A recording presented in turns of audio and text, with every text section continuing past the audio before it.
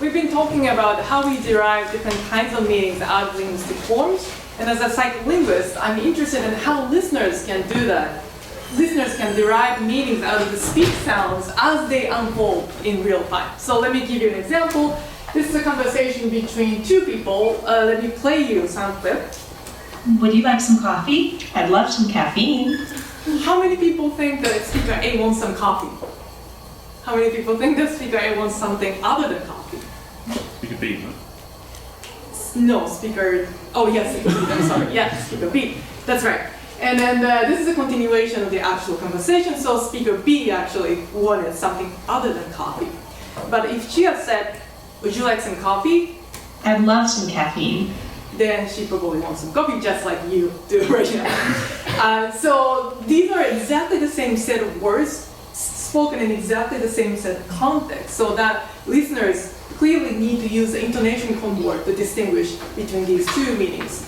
And as Jennifer beautifully illustrated, there is this 40 years worth of research on this topic, and this is the underlying assumption. So when you hear speech sounds, the brain can actually register some important information in the speech sound, for example, pitch contour. And we can actually extract sound pattern, and this is what this is believed. So, and then we'll map them onto the speech pattern onto phonological categories that are linguistically meaningful. And Jennifer already talked about high pattern and low plus high pattern. And of course, I'm simplifying everything, but usually high pitch movement is associated with some information that's new in this post context. So when I say, what does Mike enjoy? It doesn't play. Mike enjoys scotch, and that's associated with new meaning. And when you hear low plus high, so when you hear a little bit of dip at the beginning, and then acute rise in the intonation contour, that's usually associated with contextual contrast. It'll be really sad if I can't play the sound, so let me play it again. Mike enjoys scotch. Scotch, so that's a contrasted contour, not beer. So we believe this, and as listeners, you can pick up really subtle differences to make use of them to infer what the speaker actually wanted to say. But as all the speakers already said, this is not at all a solved problem. And especially when you go into intonations in the wild and collect data, and especially when you collect data from multiple speakers, it's really hard to see what's exactly conveying these phonological categories. And Andrés did this really thoughtful, creative game-like task where speakers had to produce a set of words in 3 different contexts as new information, as given information, as contrasted information. And he measured the pitch and then also duration of these noun phrases. And going into this project, he thought that, okay, maybe given information is acoustically attenuated and new, and in contrast, they may be overlapping with each other somewhat, but they may cluster up there, somewhere around there. And when he actually took a look at the data, this is what he found. Embarrassing. Maybe not so much, but you can maybe spot some clusters, but it's really hard because there's so much variability in our speech. So this is the puzzle that prosody researchers are grappling with.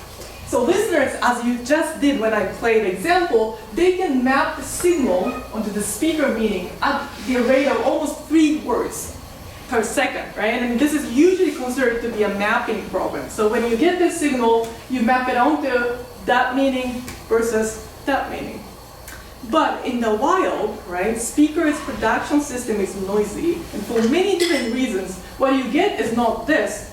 It's more like this, in the sense that even when I try to produce exactly the same signal under the same meaning, my production is not going to be the same each time. So you get this distribution.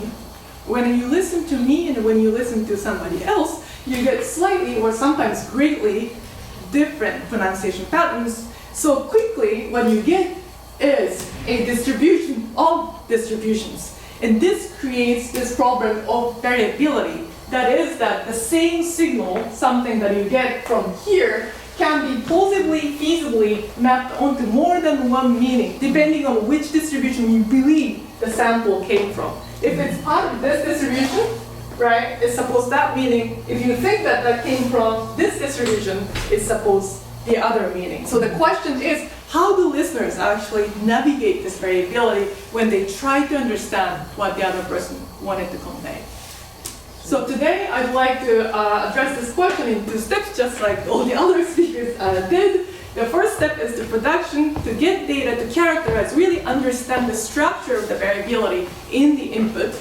And we use the information to think about what kind of mechanism we need to have to address and navigate this variability. So Jennifer said that she would talk about a question and an answer, a question and statement contour. So ta-da, here's I'm going to do it. So we invited a lot of speakers into the lab and had them produce sentences in the form of it's Xing. So it's like it's raining versus it's raining. So we had them produce 24 different verbs in the same construction, once as a question, once as a statement. And we annotated them into these 3 windows, 3 syllables, it's, X, X. So it's super straightforward. And just to give you a general picture, this is what you saw in the mean pitch, right? So as you'd expect, when it's a question, the pitch goes up at the end. And what makes this construction really convenient for us is that all that relevant action is happening in this 3rd syllable. So I'm just going to zoom in on that part. So now I'm plotting the data coming from the 3rd syllable, the in part. And then the y-axis is the pitch, and the x-axis is the duration. And you might think that, of course, questions will be probably up there, statements are down there. But as you can probably predict at this point already, this is not what you see. So here's what we got. If I don't tell you whether at each data point is supposed to be a question or a statement, there's no boundary in the acoustic signal per se, right? And when I annotate the data according to the intended meaning, you start seeing the expected separation. But it's not by no means categorical or discrete, right? And we can make 2 observations here. One is that there's a lot of variability along the dimension of duration, but it's completely orthogonal to the question of whether something was intended to be a question or a statement. And the second observation is that there are 2 bands down there, and if you plot the distribution, you see 2 humps. Can anybody guess why this might be the case, where it came from? No, you are not allowed. Don't speak. Okay, now Jason, yeah. It's gender. Exactly. So we have female speakers, male speakers. That is that people have different baseline pitch. That contributes to this overlap and the massive variability. So maybe when we try to understand somebody speaking, what the brain cares about is maybe not the absolute pitch. It's not, what's important is not that something was a 300 hertz or like 150 hertz. Maybe you're normalizing things according to the baseline in this speaker and in this particular utterance. So compared to the 2nd syllable, how much pitch went up versus down, that might be more informative. So to look at whether it matters or not, we took the difference between the 3rd syllable and the 2nd syllable, literally how much pitch went up versus down. When you do that, you actually start seeing a better separation between the 2 categories. Right? And we thought that we can take this one step further and think that, well, different speakers have different pitch range to begin with. So this much difference might mean something for one speaker, but it might not mean anything for the other speakers. So we took all the sentences produced by a particular talker, a particular speaker, and we'll normalize the information according to this person's pitch range. And so essentially we put everybody on the same scale. And when you do that, you actually see a much better separation. So in other words, this means that as you get more and more information about how this particular speaks and what that particular speaker talks and how this particular speaker uses intonation, you can make a better inference for a given data point, right? And phoneticians in the room might think that, well, obviously, how else can it be? And other people might think that, well, why is it so interesting? But I think there is this deep insight into how we are actually navigating such a noisy and variable signal to make an inference behind, make an inference about intended meaning behind the signal. So let me try to walk you through the logic And by which I mean, let me do a Herb Clark a little bit. It seems that anybody at this conference seems to be doing this, so let me do it.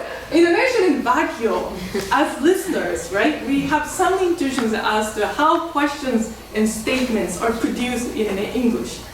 But that includes a lot of pronunciation variations, and naturally there's a lot of overlap in the middle. So when you see a new speaker, when you hear a sentence, sometimes things sound ambiguous. So let me play you one actual example produced by one of the speakers and try to guess whether it was a question or a statement.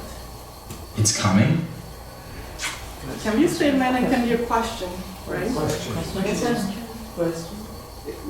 And, okay, great. Question. And as you get more and more information from this particular talker, and especially when you hear another sentence produced by the same talker, It's coming. then it's clearly, obviously, the first sentence. It's coming. That's a question, right? So what I'm trying to illustrate here is that when you are speaking to somebody, intonation in situ, you're not just processing what's happening within this particular sentence, you're also learning how underlying acoustic signal is distributed over these possible meanings within the situation, within this talker. And that allows you to make an inference as to what kind of intonation contour this person would produce if the meaning is X or Y. So that's the intuition, that's the hypothesis that we wanted to test in our comprehension study, namely that can we actually come up with, can we actually fine-tune our expectation in a manner that's specific to a particular speaker. So the idea is this: we created a bunch of different kinds of intonation contours. Some of them sound more clearly like statements. Well, it doesn't play, I don't know why, let me try again. It's cooking. And some of them sound more like questions, It's cooking. and some of them are ambiguous. It's cooking. You don't know what to do, right? And then when the idea is that when you meet a new speaker and then you realize that this person's questions sound more like statements, you might be able to shift your expectation accordingly. And when you meet a new speaker whose speech or whose statements sound more like questions, like 앞독, then you might be able to shift your expectation in the other direction. So our prediction is that depending on the pattern's production given by a particular talker, in an extreme case, an ambiguous talking can receive multiple opposing interpretations. So that was a prediction that we had for a comprehension study. So we created an 11-step continuum between the most prototypical statement, it's moving, to it's moving. So I'm going to play you some examples. I don't know why it's moving. It's moving. It's moving. It's moving. It's moving. It's moving. So there was a continuum. And we did this experiment. It has 3 components, 3 phases. In the pre-exposure phase, they heard its cooking sentences sampled uniformly across these continuum, and they answered this question: was it a statement or was it a question? In the exposure phase, they did the same thing, and in one of the 3 between subject conditions, and in this phase, they received feedback. So they answered the question, and they were told, oh, it was a statement, it was a question. And at the post-exposure phase, they did exactly the same thing as the pre-exposure phase, no feedback. So this allows us to compare whether their responses actually meaningfully changed before and after the exposure phase. Right? So that was the design, and we had these 3 between subject conditions. So let me explain it a little bit.